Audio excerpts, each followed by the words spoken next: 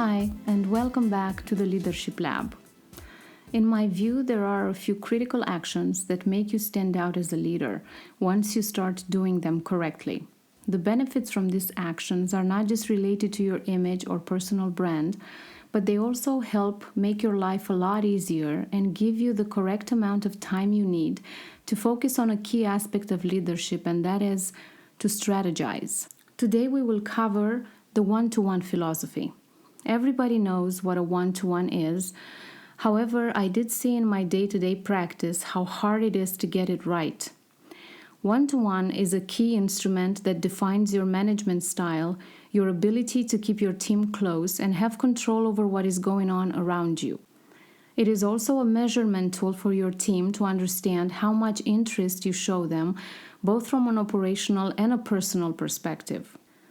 What I want to do today is list down some key elements that you need to check if you want to have efficient one-to-ones and create that trusted environment with your team.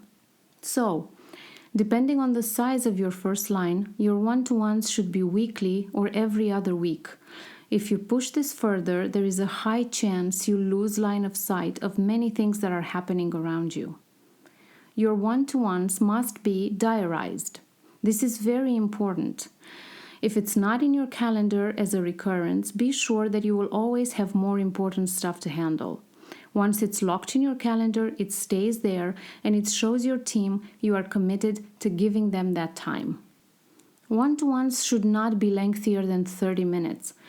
If you make it longer, it will be very hard to combine it with the rest of your responsibilities and you will tend to cancel more, and that's something we don't want to do. One-to-ones are not about you. There is nothing worse than being with your manager in your one-to-one and he or she is the only one speaking. This is a time for the employee to share thoughts, concerns, or updates. 20 minutes should be allowed for the employee and 10 are more than enough for you to give feedback or answer requests. Don't cancel one-to-ones unless it's critical, and if you do, explain why and make sure you do have a meeting with that employee that precise week. Push the conversation outside operations. You want to understand the full personal landscape of that person in front of you. Maybe they go through some personal drama. Maybe they have worked too much without a vacation. Maybe they have a conflict with a colleague. This is a perfect opportunity to show support and understanding. Take meeting minutes. Could be just actions or remarks, but that will help you monitor progress from one meeting to another. Also, if possible, from time to time, take the one-to-one outside of the office. A coffee shop is a good place to shake some of the pressure off and connect better. These are, in my view, the most important elements that could make a huge difference between you and the rest of the managers out there. All the steps above will paint a picture of a leader who cares, who is present and involved, who looks at the employees beyond work and is willing to invest time in their development. The list above is not limitative. There is always a personal touch you can bring or items to add as part of the discussion. Sometimes could be a feedback session with some sensitive information to discuss, or a career path conversation, or maybe a retention issue.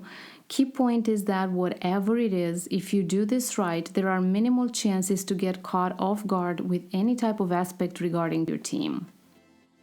That ends today's episode. Let me know in the comments if you have any questions or if you want to share your own one-to-one philosophy. See you next time for another hot topic.